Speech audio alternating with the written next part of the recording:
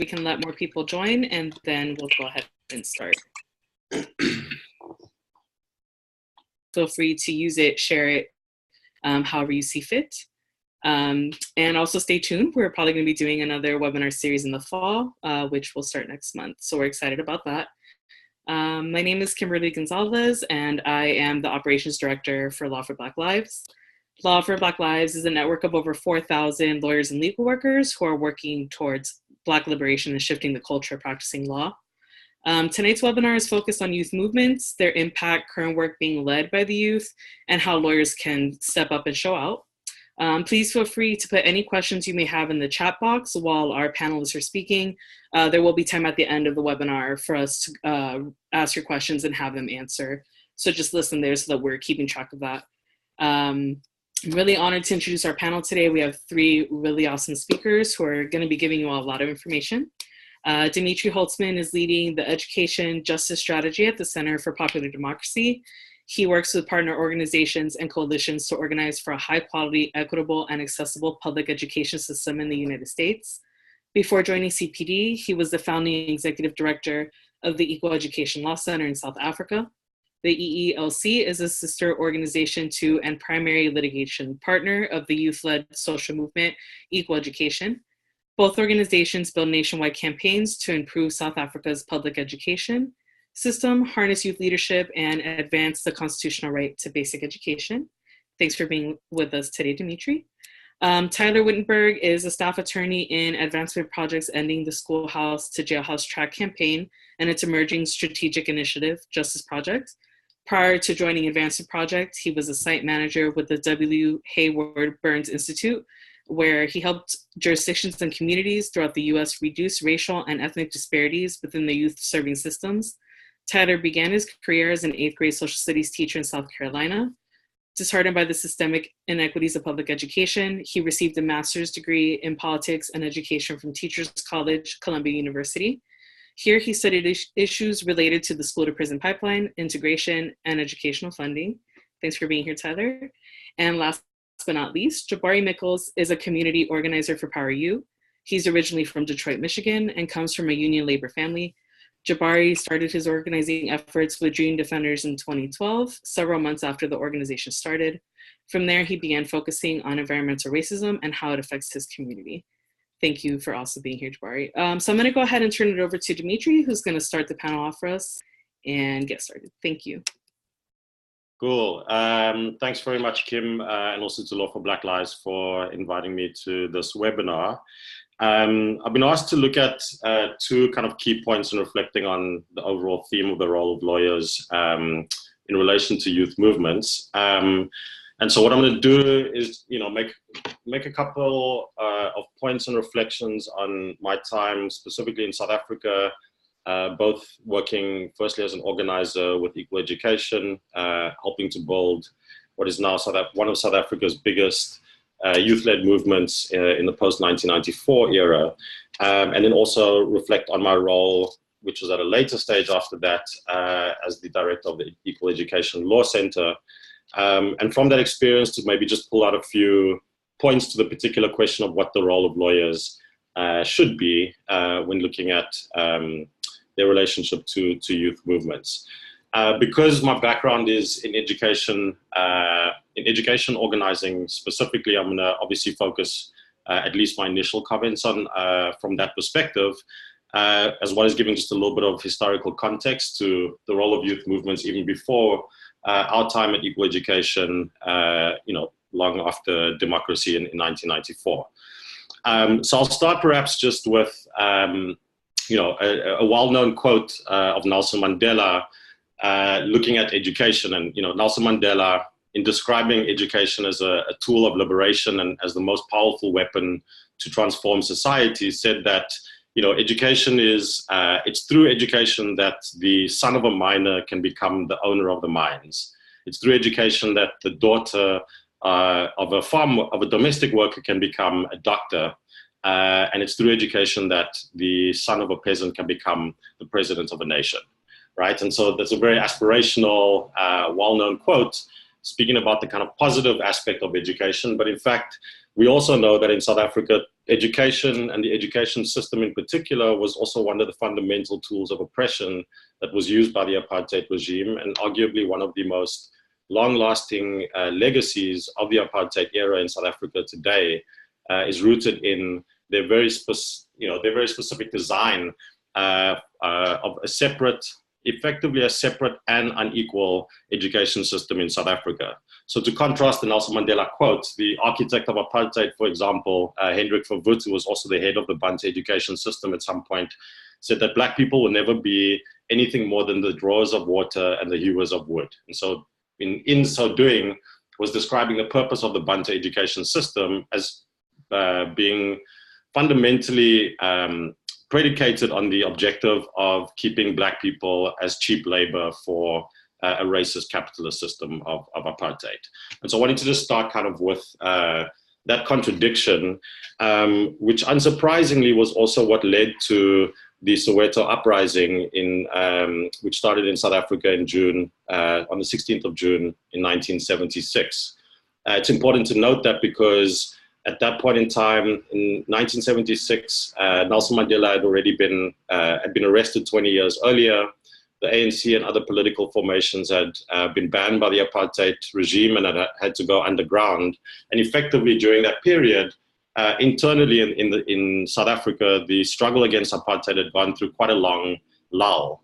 And so when the students in Soweto decided to walk out of school in protest of the government's decision to declare Afrikaans as the single medium of instruction in all public schools, we saw what was then the beginning of the Soweto uprising. There was, the students were met with very brutal violence by the state, which only sparked further resistance and in fact helped spread the Soweto uprising across the country. So in effect, it was the Soweto uprising of the youth that walked out, starting with a very direct demand around education, but that had much broader implications, not just in terms of education itself, but ultimately the Soweto uprising was the beginning of the end of the apartheid regime. And so today, when we celebrate Youth Day on June 16 in South Africa, it's remembering the role that that youth movement and that youth played in bringing down the oppressive apartheid regime. Fast forward then to a number of years later, we actually see South Africa's transition to a constitutional democracy. In 1994, we have the first democratic elections, and in 1996, one of the kind of miracles of, I'll say quote unquote miracles of the struggle against apartheid was the outcome of the constitution, which is now world renowned, in particular because of its inclusion of a set of justiciable socioeconomic rights, including rights to access to healthcare, sanitation, water, housing, and most importantly, in my view, education, in a sense that the right to education as it's contained in South Africa's constitution today is one of the most powerful socioeconomic rights. And that actually speaks to that history of it, in fact, previously being used fundamentally as a tool of oppression for the majority of the population. And so it's with that context that when I was a law student in 2008, together with a few other organizers, we were thinking about the need for developing a youth movement that was able to actually articulate and access those rights that were now contained in our new constitution. 2008, you can tell it's a long time period between 1994 and 2008. But interestingly, despite having such a powerful right to education in our constitution, there have been very few, in fact, a scattering of one or two constitutional cases on quite narrow issues around the right to education that had actually been litigated at that point, despite us also during that same period having developed quite groundbreaking constitutional jurisprudence around other rights. But one of the key things that we noticed, or that we that was fundamental to us in starting the youth movement and helping to organize youth in accessing their right to education, was that we understood the law to be a fundamental basis upon which we were organizing, but that ultimately the law was only one piece. Being able to articulate and access rights and to organize folks around that was only one small piece. And in other words, on that basis, knowing that if we took a typical lawyerly approach to accessing those rights, litigation would have been something that we would have taken on a lot earlier. But instead, we focused on building a movement based on this understanding and articulation of rights, but with the idea that the law, even if we won big constitutional litigation, the implementation of those rights without a solid movement to actually translate that into change on the ground would, in some instances, probably almost even be meaningless, right? If we're able to access our rights and have the courts declare that, for example, for the majority of students across the country who are attending schools in mud huts or thousands of schools without water, sanitation, electricity, never mind libraries, science labs, computer labs, etc., we can have a declaration by the court that that's unconstitutional. But if we don't have the power to actually make sure that that gets translated into change, in fact, we begin to erode those rights and the value of the Constitution in the long run. And so one of the things that we set up to do at that point in time, in fact, we were building a big campaign specifically around the question of the fact that there were, as I described, these poor school infrastructure conditions. There was still no law that said these are the basic minimum standards for school infrastructure across the country. And so an entire campaign was in fact developed around that demand that started and looked like it was a legal demand. And of course, we had to litigate. I'm not going to have too much time to explain that. We might have to litigate down the line, but that the litigation would only be one piece to have the law declared, to then have the power to make sure that that was translated, would in fact take building an entire national movement in order to actually see that to fruition. I see I've got 2 minutes left, and so I'm gonna pull out 2 more things to say about my reflections, I guess, on the question of the role of lawyers and things that I learned in the way in which we set up the law organization that I was a part of. Firstly is that and I want to give shout outs to the Advancement Project, because it was at around that time we actually looked at that model of how it is that you develop movement lawyering in a context that is in fact the antithesis of what we all get taught as lawyers in law school, right? Litigation is how we win, and winning is winning to lawyers. And that's a very different approach. It requires a very different approach when talking about movement lawyering. So I'm going to be wary of time and maybe I'm going to skip 1 or 2 sections and pull out, I think, a couple of principles that I think are important for us in answering this question of what the role of lawyers is. And I actually want to flip the question, because my feeling is that, my reflection is that it's not so much the question of what the role of lawyers is when talking about a movement lawyer, as much as it should be, what is the role of movement lawyering institutions and how do they situate themselves in relation to those movements? That's probably more important than any of us as individual lawyers might ever be able to come to. So a couple of things. One is that as movement lawyers, we need to understand the law as a political tool. Secondly, to be concerned about using our skills, our position and expertise to transfer power to movements, not to win on our own. In addition, that also means that our skills as lawyers need to be transferred to movement leaders so that they can make legal decisions together with us as lawyers, rather than us saying, you come as a client, you bring me the problem, I give you the solution. And lastly is to say that the way in which our institutions are established is going to be important to determining whether or not lawyers can actually make those choices, right? Whether you can see law as a political tool, whether you can use your skills to transfer power and empower movement leaders and members. And so ultimately, my main point is that if we don't have movement lawyering institutions embedded in movements and accountable to them, right, then the original question behind the seminars it's even a non-starter for me. So I've clearly got a lot more to say, but I'm going to stop already, I think, 2 minutes over my time. My apologies.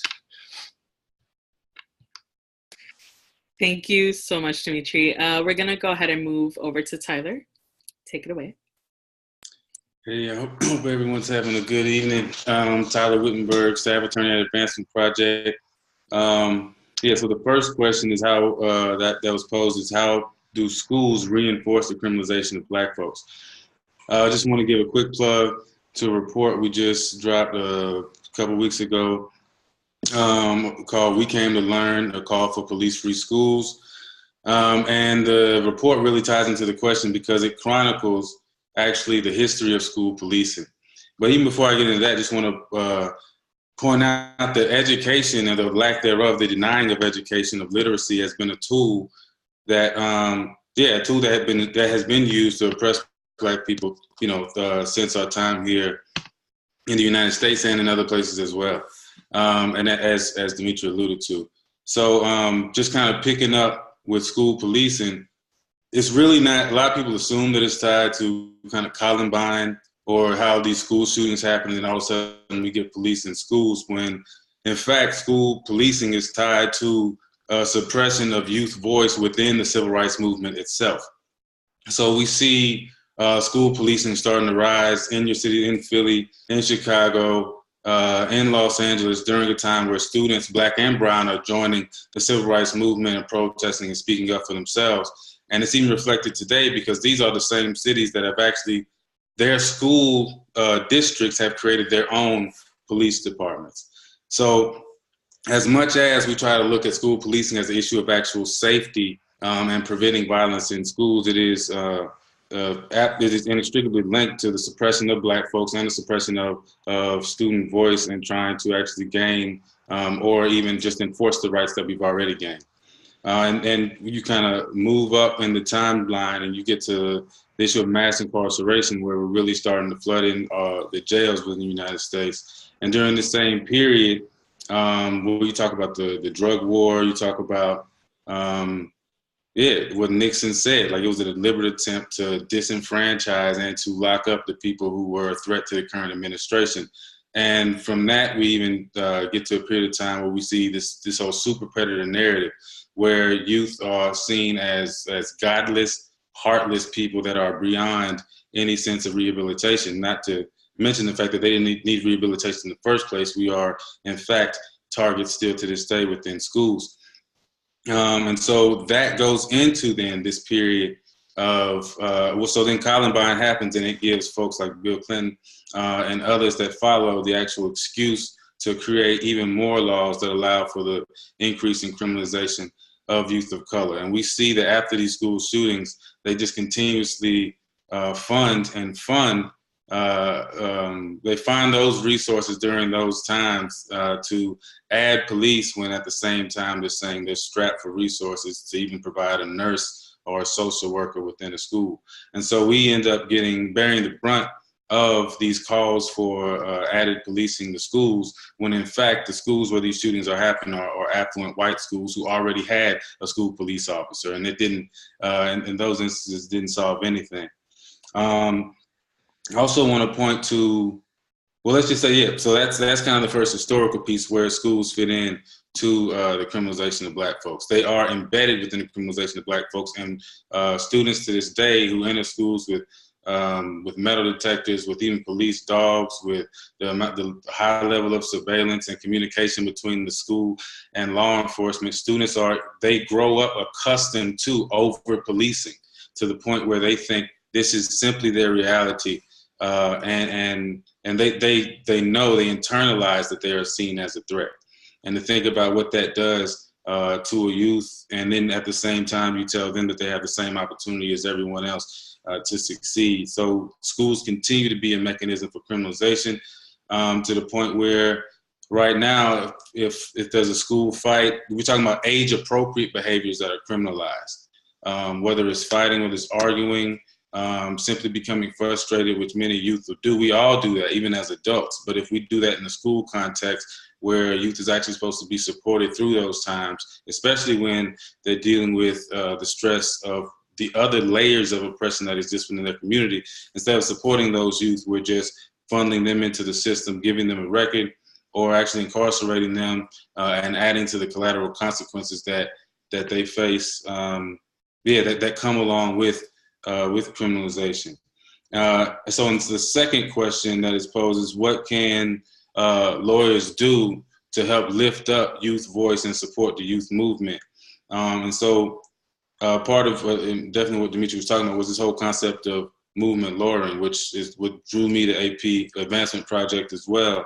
And so we work with grassroots organizations, youth-led or youth uplifting organizations that their whole goal is to lead campaigns that move to the reduction of criminalization or the elimination altogether of criminalization within schools. And what we're really trying to do is get police out of schools. But the way lawyers can help is also, as Dimitri alluded to, is to be strategy support for them and to help them gain access to things they don't have, not to walk in and simply tell them what to do. Because the truth is, the same way it's hard to hold police accountable with the current laws or the current interpretation of laws with regards to street policing and the unarmed killing of Black folks, we see the same thing with regards to the abuse of Black and brown students within schools, where there's a major lack of accountability. Even when you can bring the case, we're still seen as a threat. I mean, the only cases where excessive force is made cut and dry legally is when you're talking about handcuffing an elementary school student. As soon as you look at the case law for middle school and high school, it's almost like the court simply accepts the idea that a young Black girl or boy is a threat, which helps lead to some of the statistics, which is another part. Let me not get ahead of myself. Another role we can play is seeing what information and data that these organizations need and helping them gain access to that data so they can then use that to fuel their own campaigns. Some of that data, not some of it, all of it's going to show great disparities in the arrest and abuse of Black and brown students. So one of the first things we do when we come in and meet with a youth organization, a youth movement, is to help them assess the state of school policing. So we're gonna submit FOIAs, really fight for those FOIAs. We're gonna use our contacts and just use that lawyer label or the skills that we've been given to help them gain access into Power Map, to really understand the different power dynamics within a particular jurisdiction. The complaint process within school policing has always been horrible. So within those FOIAs, we're also going to look to see what data we can get, what information we can get on the complaints that have been filed and how those complaints have been rectified, which also allow a particular campaign to better understand the things that they need to focus on. And yeah, simply help address some of these common issues and to figure out what the landscape of school policing is in any given area. And what we've came up with as a core group, and I'll have a major shout out to AEJ, the Alliance for Educational Justice, which have put together a core of youth organizations throughout the United States that are working toward getting cops out of schools, essentially. And what they have come up with is a larger strategy of what we say is the 6 Ds. And this really will allow me to kind of dig in to figure out, I'm checking this time here, to dig in to figure out, okay. So I'm just gonna get to the 6 Ds, but you'll hear within the 6 Ds where lawyers can be helpful. So the first D is divest, invest. So we want to divest in criminalization of students and invest in the supports they actually need to succeed. In order to do that, we need access to budgets, line item budgets, and to figure out what are the certain trends in budgeting. That goes also to a FOIA and to just using whatever clout you have as a lawyer to get that information and to help them then create an argument for the divest, invest, which also is a part of the platform for Movement for Black Lives. I just want to plug that as well. So then there's also deprioritize, which means we want to make the use of police in schools an absolute last resort. That involves sitting down with people, sitting down with other policymakers to help create memorandum of understanding or intergovernmental agreements or other policies at that local level that just simply deprioritize use of police and instead prioritize the use of less punitive or non-punitive altogether and more restorative practices. Once again, that will take some of that education we've received in law school, some of the skills we've learned negotiating to implement that. The other part is decriminalization. So decriminalizing the actual age-appropriate student behavior I'm talking about.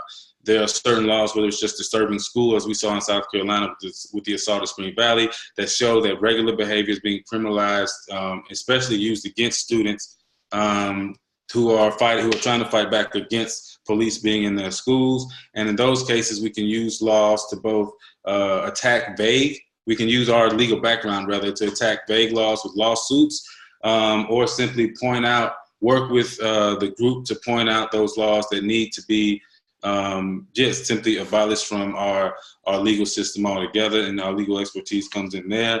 Demilitarization, which is taking away the tasers, taking away the guns, taking away the pepper spray, even the metal detectors, using our legal background. Sometimes, so law also comes into play there with regards to lawsuits for excessive force, making it so that they can't afford to really continuously abuse our students the way they do. Then we also have delegitimize. There's no evidence that shows the police actually make schools safer. There's no evidence to show that black and brown students misbehave at a higher rate.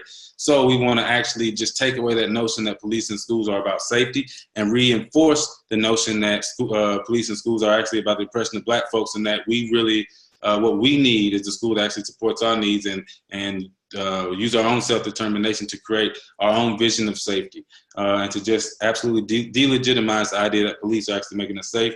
They actually see us as a threat and are a threat to our safety. And all these D's come together to lead to the dismantling of school policing.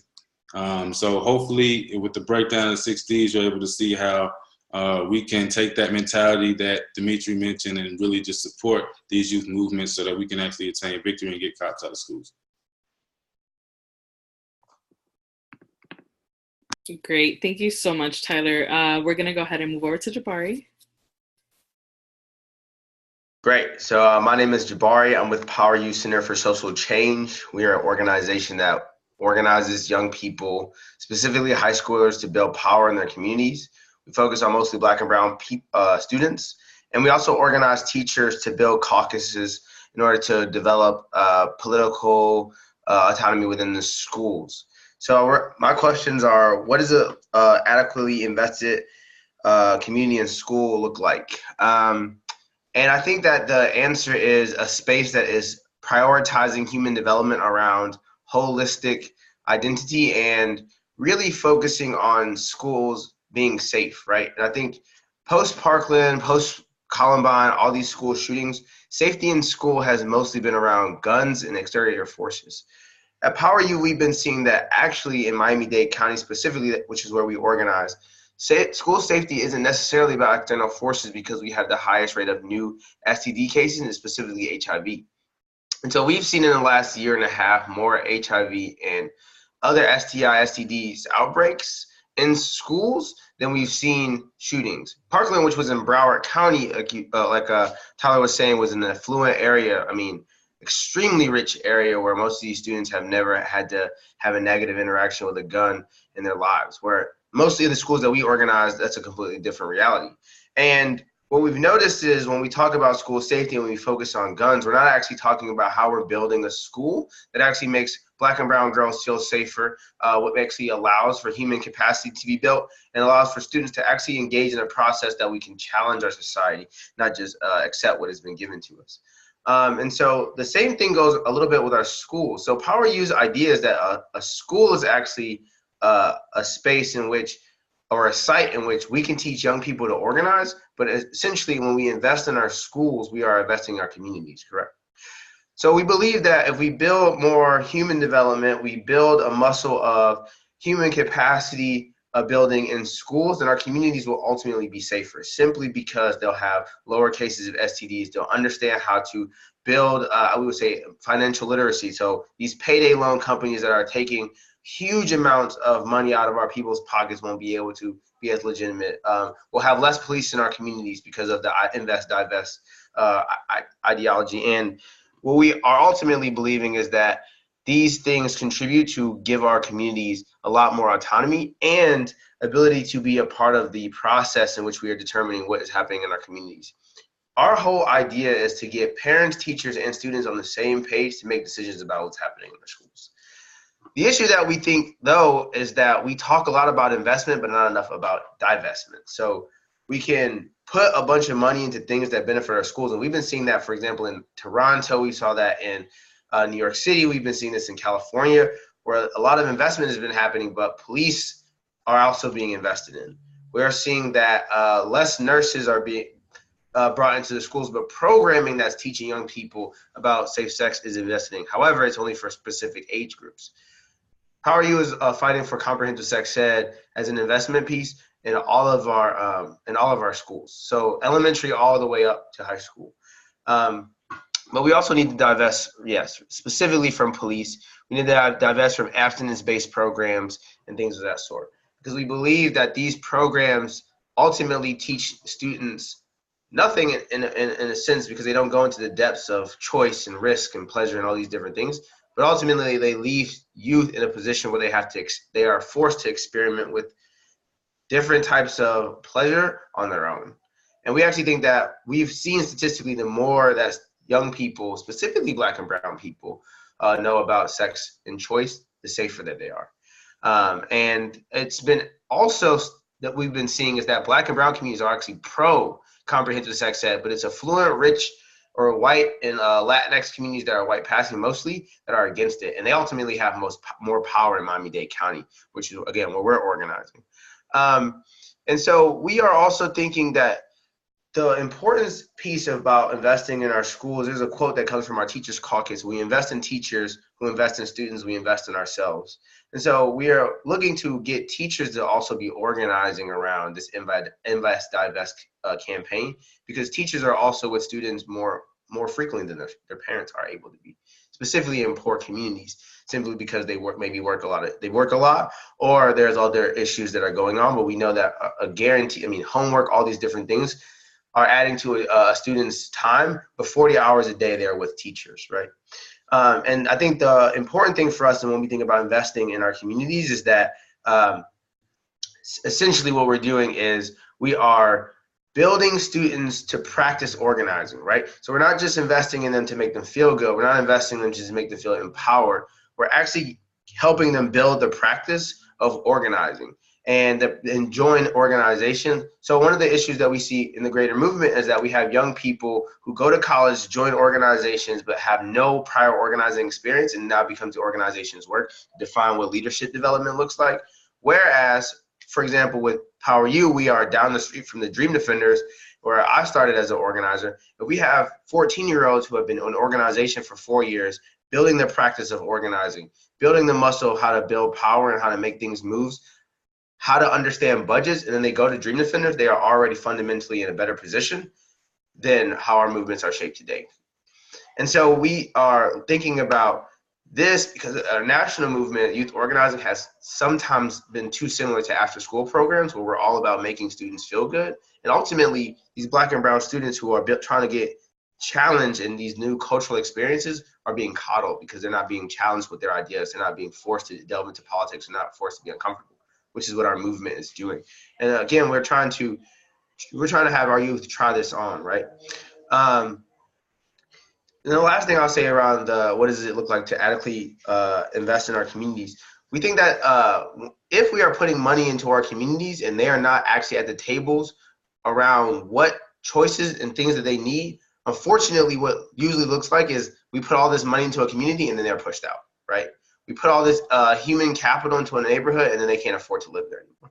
And we are ultimately trying to figure out, and I think this is, so we don't have the perfect answer, but we are ultimately trying to figure out what is a way to invest in our communities as people so they are able to sit at the table with decision makers and become decision makers and run slates as a means to stop the investment that comes in from outside forces, right? Because it's not just funds that actually build our communities. It's people in its human capacity. The way that Power U has been thinking about lawyers engaging with this is we are curious if attorneys can help us break down school board budgets. So Miami-Dade County, the 4th largest school board district in the country, has a $5.1 billion budget. And most of our organizers at Power U, no, all of our organizers at Power U and former EDs and stuff don't actually know how to break that budget down to get a clear idea of what is happening in Miami-Dade County. And then how does this money being moved actually contribute to like the school to prison pipeline? So in Miami-Dade County, it's illegal to suspend students, but we can't actually prove how that apparatus is working because we don't know how dollars are being spent because we can't break down the budget. And then we don't, when it says it's illegal to to suspend students, we're moving at the letter of the law, at the spirit of the law. So we don't actually know how to hold our school board district members accountable when we know that students are being suspended because we're doing canvassing the students after school, and they're like, oh, I was suspended last year, and the suspension has been illegal for 3 years, right?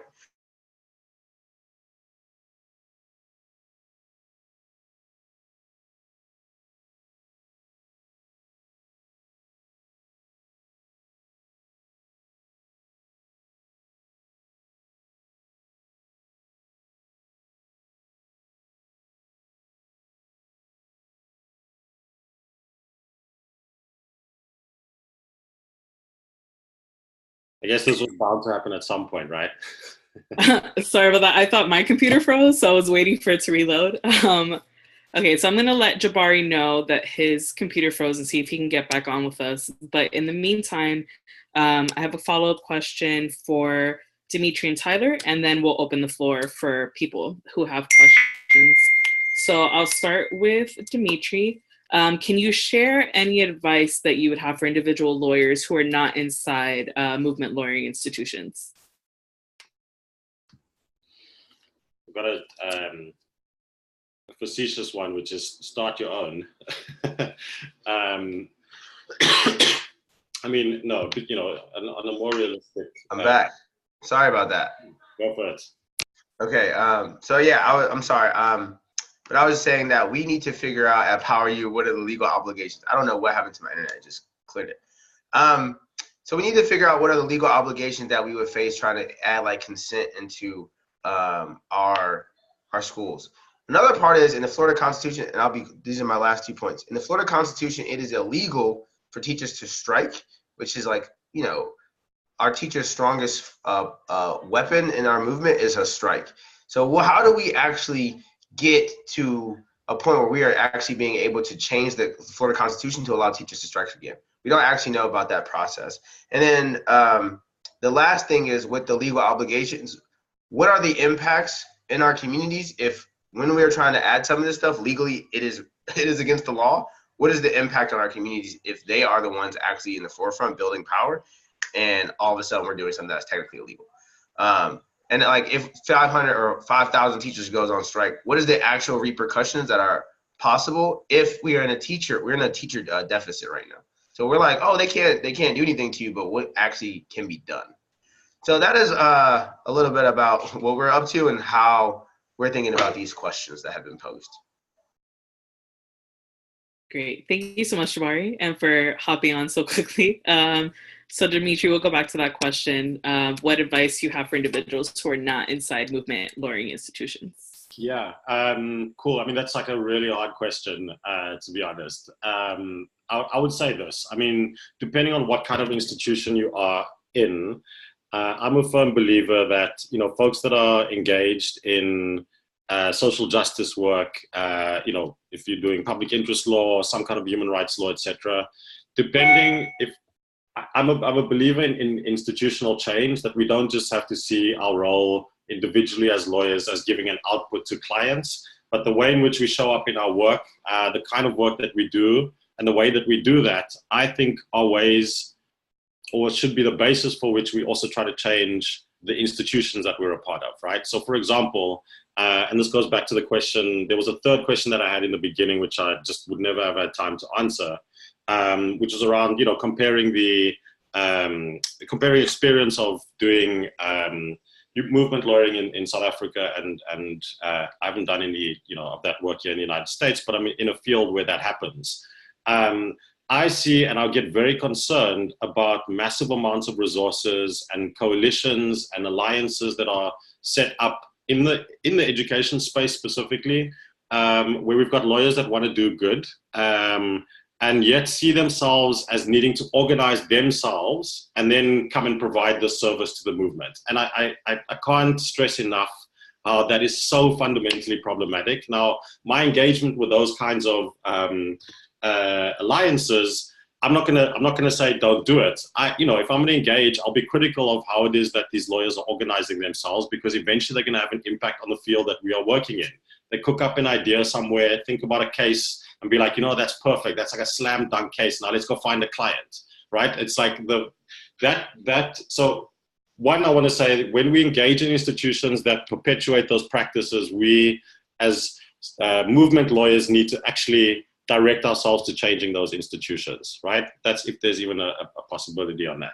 In addition, I'd say even individual lawyers, those are skills like, one of the points I was making about what we as movement lawyers should be doing is to try and transfer power and the skills that we have access to others, right? So it was mentioned, for example, that budget analysis, other kind of policy analysis. I think Tyler was also mentioning, engaging with youth movements in the process of strategizing as you build your campaigns, right? Like right from the get-go, to be offer those kinds of services in a way that helps inform what building a movement looks like, what building a successful campaign looks like, so that we don't see the process of law and litigation as either an afterthought or separate process from what's ultimately political organizing. So that's my, I guess, a little bit of a convoluted answer to somewhat of a difficult question. Try change the institution, try use your skills and expertise in a way that you can offer those to existing organizers and youth movements.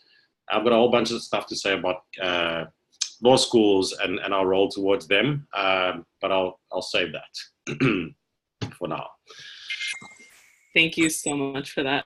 The next question is for Tyler. Could you talk a little bit more about what movement lawyering is and the Advancement Project's model? Right. So, and I've even heard different explanations of movement lawyering. So I'm just going to go with the way I see it and the way that we at Advancement Project try to live up to it. And it's actually, it's being a lawyer to help fill in gaps and to help use whatever power you have to help lead the movement. And that does include offering strategy, offering solutions, but it doesn't include going against the grain. It doesn't mean you want that high-paying client or the client that's going to have that big case that gets your name out there, even if other folks are saying the settlement from that case is actually going to hurt us. So like you, if you're going to be a movement lawyer, then you need to know that and know that you need to move in step with the movement. I like some of what Jabari was pointing at as well, in that helping them break down the more complicated questions. Like, all right, so it's a $500 million budget. They're hiding things within there. Now we need to sit down and figure out what we can do, how we could piece that out so that it can be useful for them. Or even if folks are getting arrested, it can be as simple as just representation for folks in the movement as they're putting their lives on the line, putting their bodies on the line to do things. Can you be there for them in that moment? So I think it's for one, it's being in sync with the movement and seeing where you fit, and so you can fill in that gap. And you're a lawyer for a particular movement, for a particular campaign. I see myself as a lawyer to get cops out of schools, a lawyer for that campaign. I don't see myself as just a education lawyer or a lawyer for any particular client. The ultimate goal is cops out of schools. So how can I help the specific group of people I'm working with get there? And Advancement Project, our first goal is to go in and actually build a relationship, because just because I have a JD doesn't mean nothing. It requires trust. It requires building real, meaningful relationships with people so that you can understand, you can even try to think ahead a little bit, but be able to go back to them with these ideas, because you know what they're thinking and you know where they're going. Even you know about their lives. So first we want to sit down, we want to build a relationship, and we want to help the communities that, the organizations that we're working with better understand their jurisdiction, their area that they're trying to move, and then let them help them. Help them. I'm gonna get this right. Just let me help you, right? Let me help you. Not this is what you need to do. So we go. And we work with Power Youth too. My apologies to Bar. I didn't realize you were with Power Youth. So like when we're working with Power Youth, we help them go through some of the data. We did a report with them on the data, and we work. Power Youth sat down with their students and let me know if I'm mistaken. Reproductive justice is what came out. Like, we didn't go, like, we wanted cops out of schools, but they said we want reproductive justice. All right, so how do we support them with that? Not just abandon them and say, all right, well, you're not just saying cops out of school, so we don't want to work with you. Through the relationship we built with them, we're able to say, all right, let's definitely focus on reproductive justice, and let's also see if we can get cops out of schools at your pace, not at our pace. So it's really about putting the lawyer hat on when it's appropriate and taking it off and building relationships with people when it's not. So yeah, I stuck with it. Thank you so much, Tyler. And just a reminder, if y'all have any questions in the audience that you want us to ask after we ask this final question to Jabari, just go ahead and pop them in the chat for us so we can say them out loud. Jabari, could you talk a little bit about what your Invest, Divest demands are and how you all are moving and planning to implement them? Yeah, so our demands are, we want higher teachers' wages. 90% of teachers in Miami-Dade County can't afford to live in Miami-Dade County. And the city has basically decided that they're gonna build like affordable housing for these teachers in like this financial district that was completely flooded during the hurricane that we just had. I mean, because we have hurricanes. And then another part of that was we're gonna build like basically campus dorms on high school campuses, which I think completely destroys, I think, the dignity of teachers. So that's the first demand. Our next demand is we want comprehensive sex ed in schools, K through 12. And that is not the same comprehensive sex ed for everybody, but starting out with a consent as young as children can read and write, and then moving up to what is happening with your body during puberty, what is sexuality, and what is gender fluidity, and all these different things as they're in high school and different things of that sort, to move with the children, to move with youth developmental processes, but as a way to, again, think about preventative measures to sexual assault and rape in schools, and we have a high number of that in our Miami-Dade public schools. Another thing we want is we do want to divest from police. We think that the money that we're asking for should be coming out of the amount of money we spend on police. We spend around $50 million a year on police, which to a lot of people, when they say we have a $5.1 billion budget, that's not a lot. But in reality, I think a lot of our funds that go to student supports are also added to the RSO budget. This year, post-Parkland, the school was adding around $30 million from the school board budget, another $20 million from the state mandate to add some more police. So that's $100 million a year in Miami-Dade County that we be spending on police officers. So that's what we want to divest from. We want to add also, the last thing is mental health counselors and trust counselors as a means to actually prevent school shootings, because the two cases that we've seen with statistics on case studies, the two ones that were prevented by students talking to trust counselors, and then the counselor actually handling the situation, not the police. So those are our demands. And then just a quick follow-up to that, could you just explain what an RSO budget is? RSO is a school, or SRO, I say it wrong every time. A school resource officer. A school resource officer is supposed to be a mental, physical, and emotional supporter for students. However, what they are police officers who have numerical goals that they have to hit when they're interacting with students. So they never ask a student how their day is. They only interact with students by random searching their book bags, randomly searching their lockers, and arresting them. And in Florida, they're trying to change arrest to Baker Acts, which are 72-hour involuntary stays in mental health institutions. We're in a bad state. Thank you so much, Jabari. So we're going to go ahead and move over to questions from our audience. Again, if you all have any questions you'd like us to answer, put it in the chat. We do have one right now, which I'll leave open to either one of the three of you to answer. What can law students with our limited knowledge and expertise do to support and power youth movements?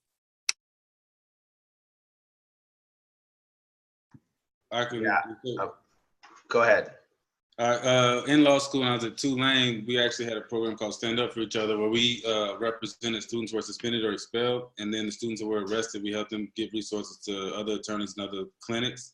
So I would think, you can actually you don't need to be a lawyer to represent students who suspension and expulsion. It actually gives you good practice as a budding attorney, and gives the students some clout when they're in the room with the principal and they see that you're there.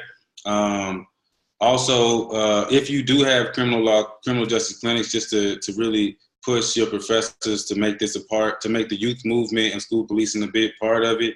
I think you have the school space. You can host events. You can allow the community to come in to the school, because you can reserve a room. Your professors might not like it, but you can bring folks in and give them that space. Definitely speak up on campus. Yeah, so I think those things in general. And for all lawyers, I want to tell this because it was a question asked earlier, what can regular lawyers do? For all lawyers, if you're in a position where something comes across your desk that you know is fucked up, whether you're working for the government or whatever office you're in, that's not snitching. If you hit us off with that, like, that's pro movement stuff right there. So just want to throw that out there too. Yeah, I want to add just briefly, agree with everything Tyler's just said.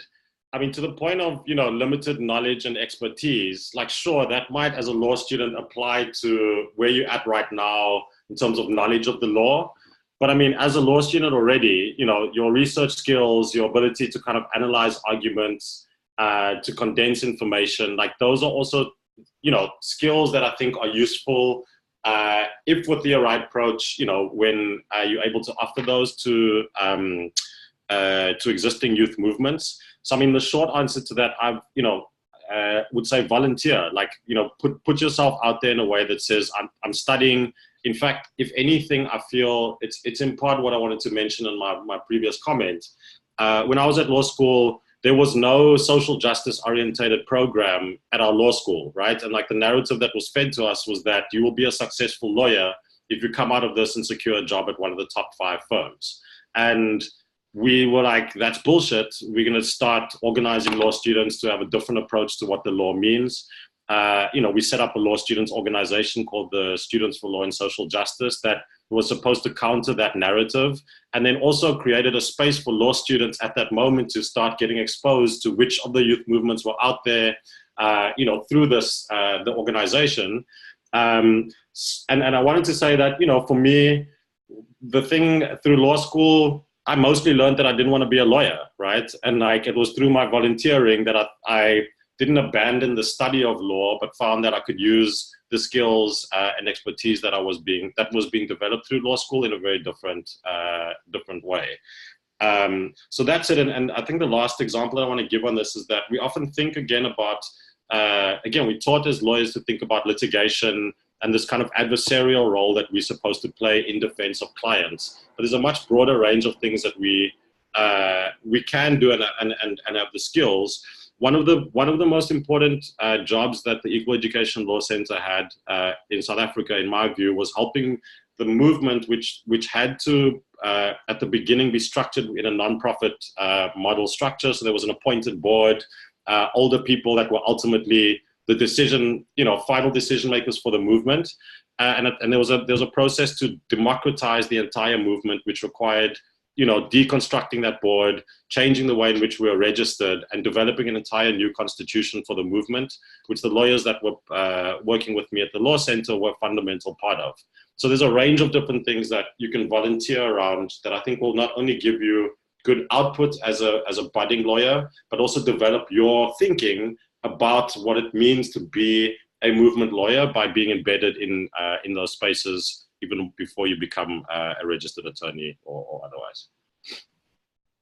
Yeah, I agree with all of that. And I think another thing is, like, when we talk about movement and young people, like, a lot of young people are not sure how to analyze data, right? So, like, we're doing hundreds of pledges, understanding what people are, trying to, or what they agree with and what they don't agree with, or how much sexual assault has happened and all these things. And we get all these numbers and we're just like, oh, these numbers mean this. Where are the trends at? All these different things. I think our students have no idea how to look at numbers and be like, this is what this means. And I think that organizations like Power U also can't afford somebody to just do that work on their, like, full time. And maybe sometimes we don't need to do it full time. And so I think people who are interested in lawyering in our movements could really help us a lot if they were willing to just help us understand numbers, like Tyler was saying, trends. The budget things I think are super important because line items are how we get things into schools for Power U. But also, like, if young people are like, we want to invest in free zones where there's no police, and they have no idea how to do that. They don't know what's legal, what areas they can take over, how long they might need to squat in an area before they own it. Those things are really helpful to show young people that they actually can do it, right?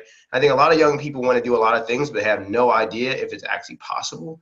And I think helping them realize that it is possible and this is what we need to do completely shapes their trajectory in a completely different way than our public schools can. And the last thing I'll say is pilot programs. We're trying to figure out how do we pilot a comprehensive sex ed program in 5 different schools. And we have like a lot of our people who are thinking about that don't know very much about the district. And so getting some, Power U is in a good position where we're luckily, connected to a lot of organizations who have lawyers, but a lot of other organizations do not. And a lot of students who are trying to build something do not. And so figuring out how we can get in connections with those young people to help them figure out how to pilot something in their schools, I think is huge. Even if it's like we just want to pilot a program that helps students who are undocumented come here and get DACA programs. How much does it cost to make sure this is a thing that our school continues to do, right? Not that students had to do it on their own. I think those are the ways that you can help youth movements. Thank you so much. We have a couple of other questions, 2 of which were pretty similar. So I'll read from Taylor. I'm interested in a comparison of youth movements in South Africa versus America or Canada. I know the Feast Must Fall movement that happened in South Africa in recent years, and more recently, there's been a lot of mobilizing of students in America. Do you think there's a difference in how youth mobilize or the power of such mobilization? So Dimitri, that's for you. And then the other one is wanting to hear about how y'all are trying to connect local movements to international movements. How much time do I have? It's like such a, I was just trying to type that back now. There could be an entire seminar or webinar on this question of comparisons and I think learning between different movements. I feel really privileged to actually be able to have been in both of those spaces to do some of that. And I think that there's learning that can happen between, both ways. I will say something that is one of the differances that I think makes Equal Education and our work with them quite unique was what I just described previously, was the fact that I'm yet to see, I'm not saying they don't exist, I'm yet to see a similar structure in the United States that is fully democratically structured, right? So for example, there are a lot of, and this is no shade to anybody, I feel there's many reasons why this is the case, including the way in which funders and the nonprofit industrial complex actually fundamentally supports the kind of structures that we see in the United States. But for example, there's a lot of youth movements that have executive directors, right? Whereas for me, that's like, it's a foreign concept now, because we were very intentional about ensuring that, at Equal Education today, there's 5,000 to 6,000 active high school members across the country. Each of them are structured in branches. They elect their own leadership, and the national leadership of the organization is elected on every 3 years from top to bottom by delegates from representing the entire movement across the country, which then also sets what the political mandate for that leadership is going to be. Now, there's a lot more I can say. The Fees Must Fall is a whole different question, which it was powerful, was massive, and one of the most important political moments in South Africa's recent history. I think there's a lot in the United States that can be learned from how they shut down those campuses, how it is that they raise the question of fees within a broader neoliberal context that got everybody in government really scared, because the students said, we're going to come for the university and free education first, and then we're coming for the land, right? And look where South Africa is today. And so, again, a lot to be said about that. But one thing that I do think is different is this question of how we practice democracy within our youth movements, rather than just seeing that as an external process, that I think there's a lot that could be struggled around. I've got so much more to say, but I just don't. Let's do another seminar on just that topic. Thank you so much, Dimitri. And then I'll just ask the second question again, which is to everyone. Interested to hear from everyone how they are trying to connect local movements to international movements. So yeah, we were actually engaged in some of that work. What I try to type into the chat box there is that, especially around the school to prison pipeline work. In fact, we've been discussing with AEJ and a few others about developing a learning exchange program between youth organizers in the US and here, as well as some places in Chile and Brazil, especially where the education privatization question is coming up. And in fact was in Chile, at least, I think one of the most inspiring examples of modern times flipping an education justice movement into something that had much broader political implications and ultimately even led to constitutional reform. But on the question of learning exchanges, one of the topics that we've been speaking to AJ and others about, a learning exchange is around different movement structures between the US and South Africa. But then secondly, there's been a very interesting development around the question of school safety in South Africa. In fact, my comrades back home are part of a coalition that's asking for more police officers in the township areas where the Black communities are.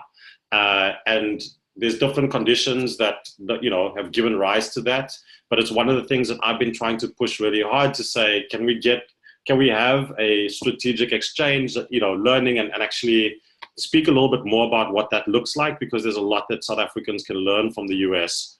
Again, different context in some ways, but I foresee the comrades back home possibly opening a door to something like the school to prison pipeline, which again, so I'm using that as an example of some of the issues that we're using as the basis to develop some exchanges and ultimately international solidarity around what I see as racial justice and educational justice issues.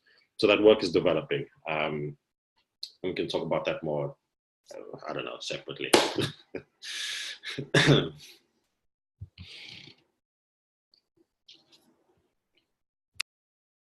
I think that youth movements, how we're trying to build them locally and internationally for Power U is an indirect way. Right now, we are really trying to build a base of strong leaders in Miami-Dade. But I think the purpose of Power U is to build, I think I can say this on this space, build an organization of young people who are building towards socialism and experiencing global liberation for all Black and brown people. And so I think what our goal is to get young people who are learning how to organize, so wherever they go in this world, they are able to join an organization and start building power, right? And so I think we are seeing ourselves as contributing to the movement in that way. But right now, we are focusing on figuring out how do young people actually learn how to develop other young people as leaders. And what we mean develop them is like, how do they actually learn how to teach political education at 16, 17? How do they begin to analyze what socialism is, Marx and all these different things? How do they practice that? And then how do they ultimately go across our nation and start building with other movement groups in solidarity through these Invest, Divest campaigns? And so I think we have no direct way in which we're trying to do this globally yet. We are going through we're coming out of the end of a transition with half of our staff being there for less than 2 years and half of one other person being there for 10 years and then one person two people being there for 7 months. But our goal is to get young people who are organizing, building power towards socialist revolution and all these different things in the future as a means to build our movement, right? So I think that's how we do it.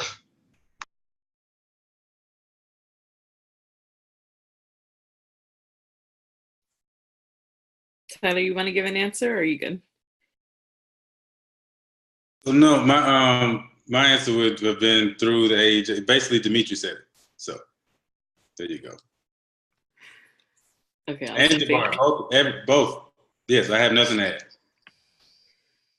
Okay, cool. Thank you so much for that. And then we have one last question before we close out for this webinar. How do we remain informed on these movements occurring locally and internationally while attending a PWI, more specifically an institution that deviates from social justice perspectives and our own people's issues? I think I can't speak to that. It's just so I went to Tulane University, which touts being social or public interest school, and if the only truth about that is that they may produce a lot of prosecutors, right? So having to be somewhere where I didn't really, and it's a lot of old Southern money, which I'm used to growing up with, but I don't necessarily want to hang out with or be in class with that, right? So as soon as I moved there, I plugged in with people that were already in the movement, with organizations like Rethink, people who are doing the same work I wanted to do coming out. It'd be similar to where if I went to Miami, I would link up with Power U. So go out of your way, find those organizations and offer your support. And I think you'll be plugged in, and also keep you grounded amongst all the BS that law schools are all about. So find good people, get grounded, and I honestly think it allowed me to. It allowed law school to be a lot less stressful than it would have been otherwise. So. Yeah, and I went to a HBCU. This issue of being disconnected from social justice movements isn't a PWI versus HBCU issue. This is about Powell memorandum, like how white people have invested in the higher education system to be counter-revolutionary, and how public school and private school is about actually in the United States context being counter-revolutionary. This is 50-year plans that came out in the 70s and the 60s about this. So I think, the goal is as a person, to be aware of the social movements that are important to you in specific areas. There's always a youth movement somewhere in it. Cities like New York, cities like Philly, cities like Houston, LA, all of these movements, when you look at who is leading them, it's people who are, they're in their 20s, 30s. Where do they come from, right? Where are the organizations where are the young people coming from who are at these protests, right? A lot of these Black and brown young people who are at March for Our Lives who are in organization. So I think it's a matter of really taking youth leadership serious in a way that our country doesn't, and understanding that no matter where you are, you're in an institution that is kind of revolutionary. So this is on your work and your transformation to find these organizations and build power.